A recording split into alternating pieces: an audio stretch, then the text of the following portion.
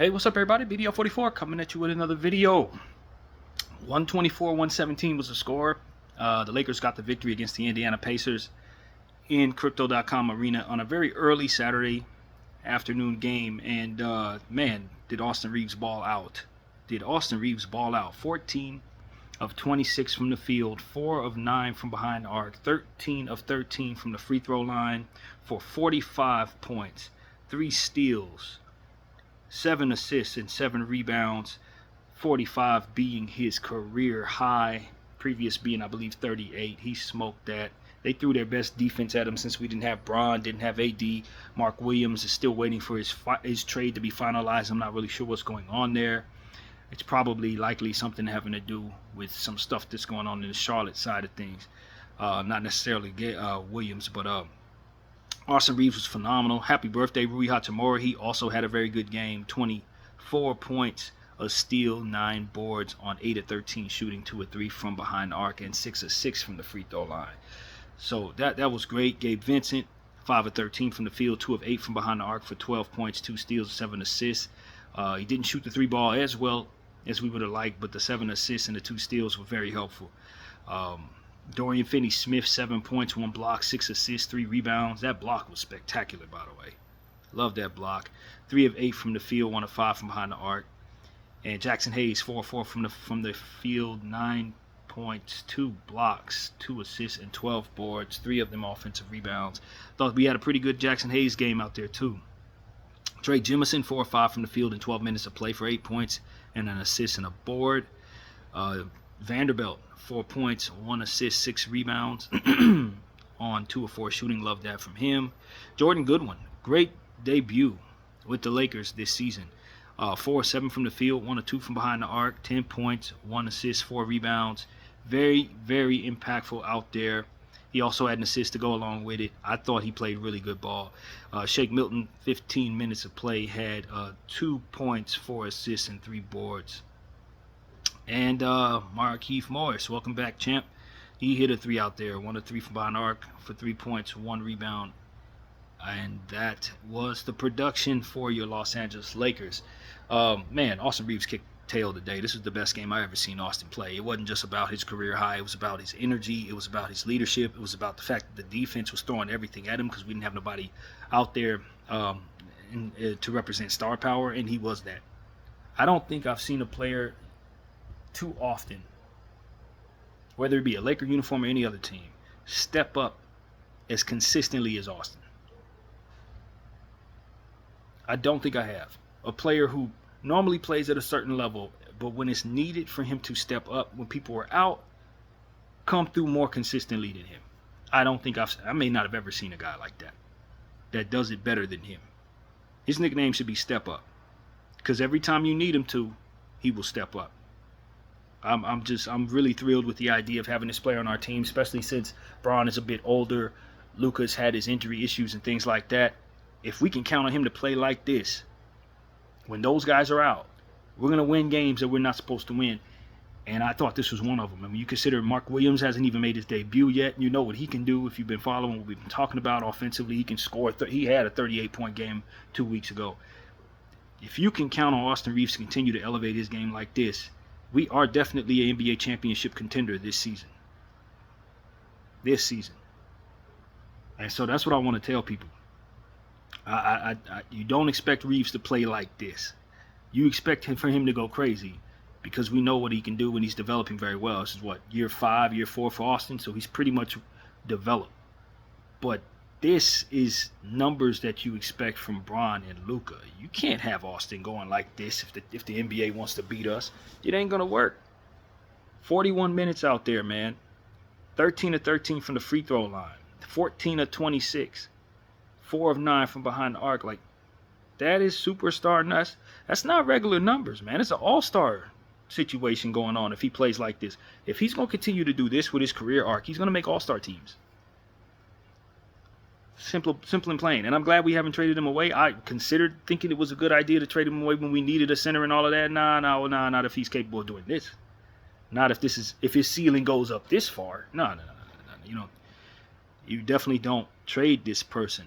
So I thought we got enough out of other people too, man. Jordan Goodwin was a big pickup for us. The way that he plays, he did some good things. Hit a bank three down the stretch of this game. Rebounded the ball very well. We still got to work on some dribble handoff stuff and things like that. Of course, this is his very first game, but I thought his debut was good. Really good. I didn't like what I saw in the first half, but the second half, he really stepped it up when we needed it the most. The Indiana Pacers had erased our big lead. We were up by 25 at one point, and they cut it to as few as 3 or something like that.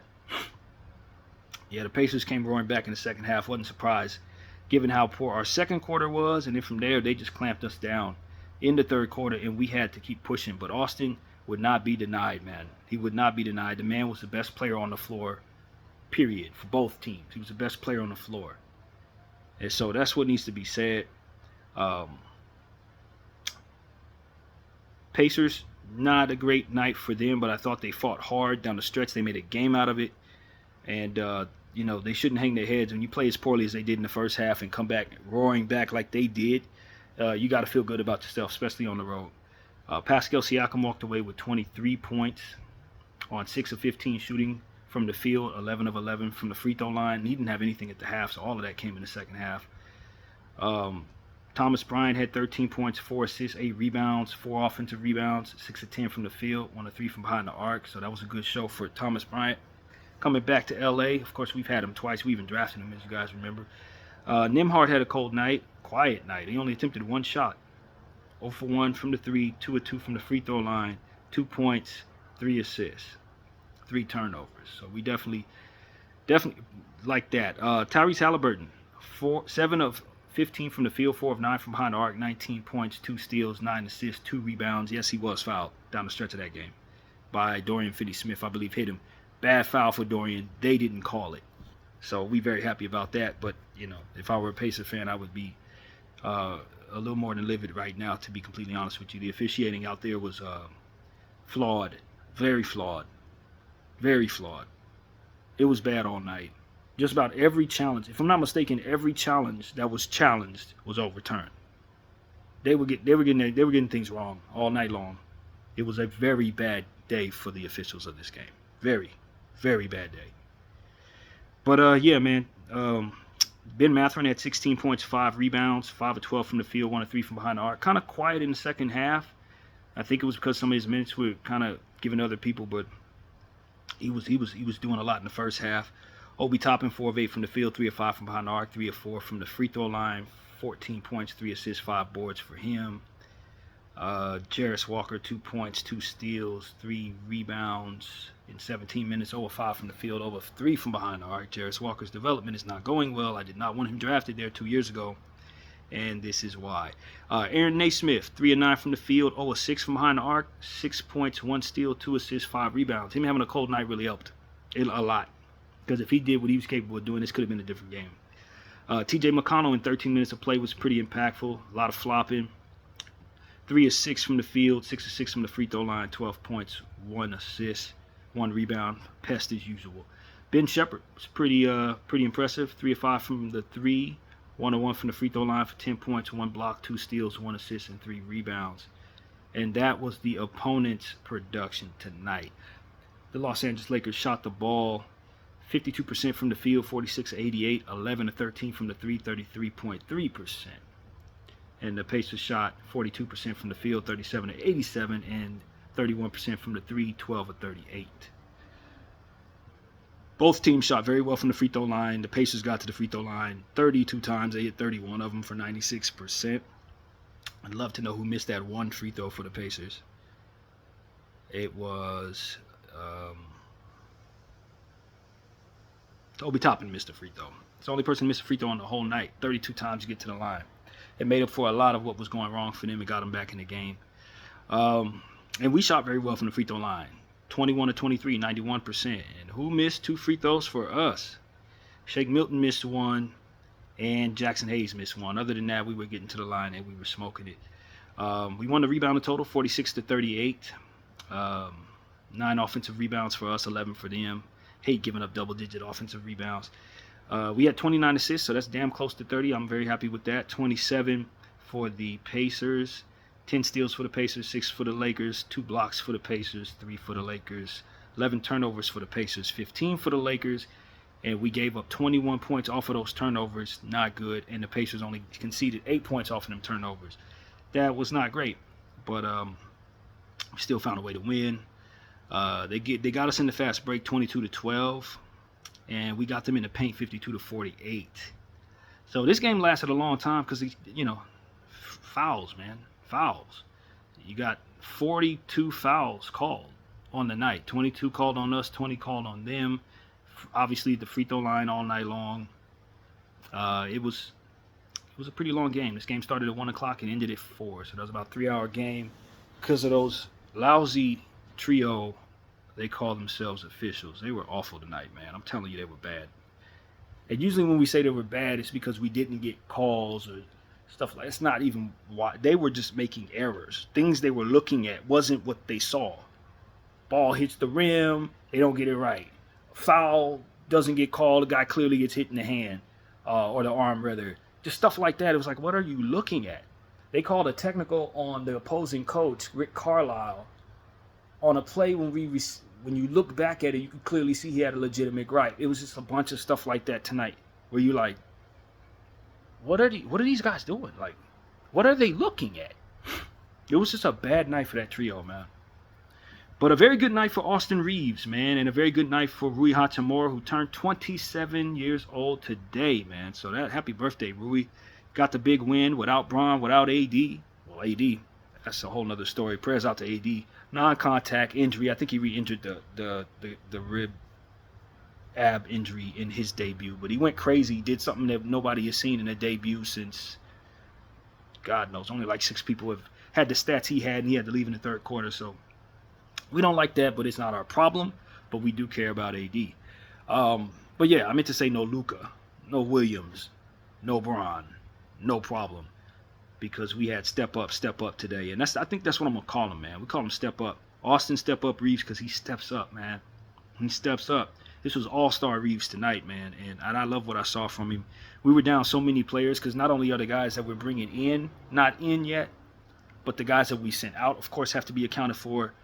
We've lost so many players from the rotation, and the guys that we've been using been stepping up so well. Even new people like Dorian Finney-Smith and Jordan Goodwin and Jemison, they just been stepping up and fitting in. I'm extremely encouraged because what you see is your role players beating people over the last 5-6 games. Bron, of course, has been a part of it. He didn't play tonight, but you don't see what Luka's about to bring to the table. You don't see what Mark Williams is going to bring to the table. Those are some of our most important players. So when you consider we had all 3 of those most important players, so to speak, out of this game, and you got Austin Reaves stepping up for 45 points, 3 steals, 7 assists. I mean, does anyone step up better than Austin? Honestly, I can't think of anybody in this league that shows up to do more when it's most needed for him to do more. I can't think how many times we've had players where we needed them to step up and we complained about them not stepping up. And I'm not just talking about in the era we're in. I'm talking about throughout the course of my entire life. We needed you to step up and you didn't step up. We needed you because we didn't have our star and you didn't step up. Austin Reaves is the best at that I think I've ever seen. And so this is a prime example of why holding on to him is a good decision. I've called for us to trade him at different points for various different reasons that had nothing to do with how good he is. But with him being this good, none of them trades would have been better than what it is we're getting from him now. And given the fact that we're bringing in Luka, I just think he's a plethora of riches on top of what is already great players coming in ready to learn how to work with one another. So this was beyond impressive. This was needed. Austin played physical. Austin rebounded the ball. Austin took on double teams tonight. He stole the ball defensively. I thought this was one of his better basketball games on the defensive side, believe it or not. He got assist off, plus 14, led the team in plus minus, and this was just his best game, man. This was his best game, and I know he can play even better than this. I know it. So that's what it is, man. I could not be more proud of Austin Reaves tonight. Of course he gets the game ball. This was one of the best performances we've seen from somebody not named Bron or AD in a while, in a long while, actually. So, yeah, man, love that. a lot, and our team is kicking tail. Um, we're continuing to win games without these stars. It's really interesting when you consider on paper this team is not supposed to be very good without our stars, but we're just playing with a lot of energy. A lot of credit has to be given to our coach, JJ Redick, a rookie coach who's never coached grown men in his life. He's got these guys in fourth place. 31-19 is where we are currently at. A half game tied with the Houston Rockets. Because they have 32-20 with 31-19. So we are in fourth place. It's currently constructed. Denver's in third place with 33-19, and we are a game behind Denver and firmly 3 full games ahead of the 6th place spot, Minnesota. So yeah, this is great. Houston losing today. Thank you, AD. Thank you, Max, for kicking down Houston. It put us in a position to officially be in fourth place, and if the playoffs started today, we play the Houston Rockets with home court advantage. You know, when we were talking about this road trip that we were just on, I thought maybe it'd be a good chance we win some of these games, you know, given the fact that we're dealing with injuries, you know, but we were starting to find our way a little bit. We had just beaten Boston, and to me it just seemed like this road trip had some easy guys, easy teams to face, but ultimately we'd probably lose a few of these games. And when AD went down, it just seemed like we were going to be losing, but we have not lost since AD got hurt. That's the reality of it. We are on a 5-game winning streak. 5 game winning streak. 5 game winning streak after losing 1 game and then coming from a 4-game winning streak. So that should tell you where we're at. We have won 9 of our last 10 basketball games, ladies and gentlemen, and half of those games have been without our stars in one capacity or another. In the midst of trade time, where team is fluctuating to where some of your key pieces are flying all over the place and you're supposed to be incorporating new pieces, some of your role players are new pieces, you're winning throughout all of this. I think JJ Redick is probably coaching some of the best ball in the league today, right now. Over the course of the last 3 weeks, he's been the best coach in basketball, in my opinion. In some of the most turbulent times. You think about how many times we had coaches that couldn't keep the team together during trade season, when the trade deadline's on. Couldn't keep it together when you're walking into the all-star break and guys are starting to sense a break is coming and they take their foot off the gas. This is when we're playing our best basketball. That is not something you see all the time. That's not normal. And so you got to give your rookie coach credit. He's thriving in this position. And at this pace, I legitimately think we can see him enter his name into the coaching of the year candidacy. He's earned his way in there over the last month or so. I mean, we've just had unbelievable turnover, injury issues to key players, guys in and out of the lineup, guys traded away, new people coming in, not high-level new guys, to be honest with you, role players, lower-level role players in some cases, and we're still winning games. And you look at our stats since Monday, January 13th, we have lost 3 basketball games. That is unbelievable. 14 games. We have won 11 of our last 14 games. So, yeah, man, that's what's going on with the Los Angeles Lakers, and we're beating quality opponents. The Indiana Pacers are a playoff team.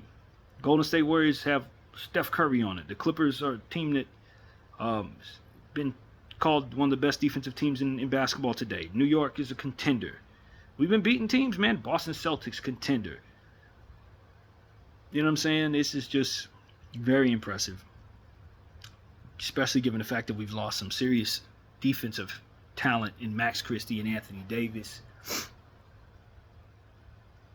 And we're still rolling, man. So, I don't know. We got 2 games against the Utah Jazz. Monday, of course, we're expecting Williams and Luka to make their debut.